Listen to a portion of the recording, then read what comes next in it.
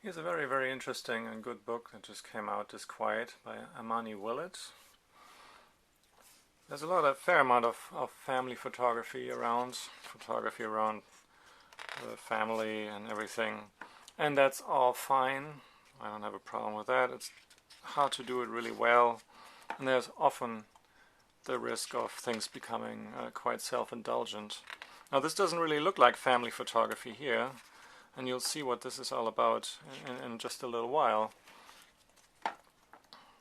Just cast the net a little wider, and it centers on not just the family and whatever might be happening in the family. We'll see that in just a moment, right, starting here. But it also looks at the world that, you know, the family is living in.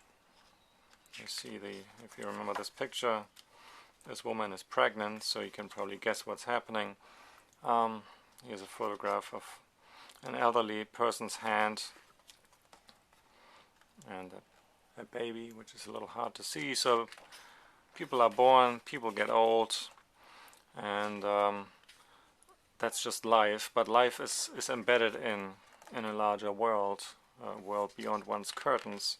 And this book attempts to connect the larger world to the smaller world. And I think it does it very, very well. It reminds us of the fact that you know, we can look out into the world, or we can look into ourselves, but usually these things are not disconnected. And I think over the past few years, see these grainy photographs from Occupy Wall Street, I believe.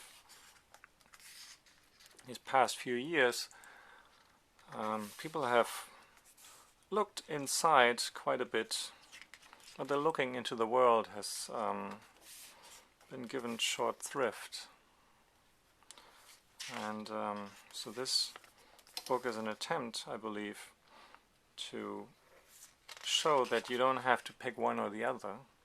You don't have to either photograph your own family or take a camera and go out into the world and photograph the evils of the world. You can combine things, and you can photograph your own family, but also things that are going on outside, like Occupy Wall Street. There's the politics of, you know, some of which inevitably will influence your own life, whether it's you know, reproductive rights, or your rights based on your sexual orientation, taxes, civil liberties, you know, maybe the government is spying on you. All that kind of stuff has an influence on your life, whether you like it or not. And I do believe that photographers might want to think about dealing with that as well, acknowledging that, you know, your own life is not completely independent of what's going on in the world. So as I said, this book attempts to make that connection, and you see it's done very effectively in this book, in a you could say maybe a simple way, but you know, sometimes simple things are just effective. You see how these grainy large pages separate, if you will, chapters. And you can imagine maybe watching the coverage of any kind of event on the news, and that might have that kind of effect in your home. You're wondering, what does that mean for me or for the people living there? What does it mean for our children? In this case, there's literally a child. What kind of world is this child born into? And I'm sure as a parent, that's on your mind. Just like things like this are on your mind, the inevitable mess that you have to just clean up on a daily basis.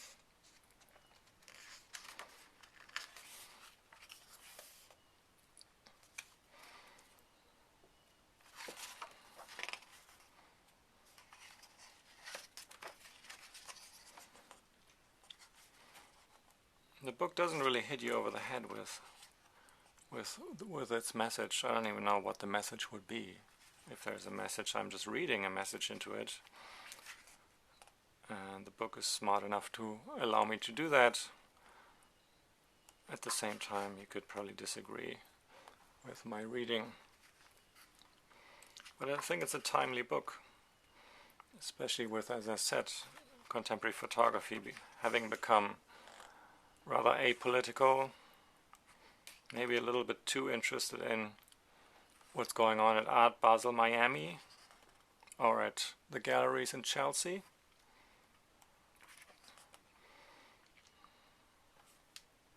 Oops. That might all be relevant,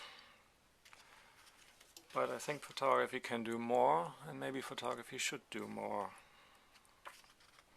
And this book certainly attempts to do more.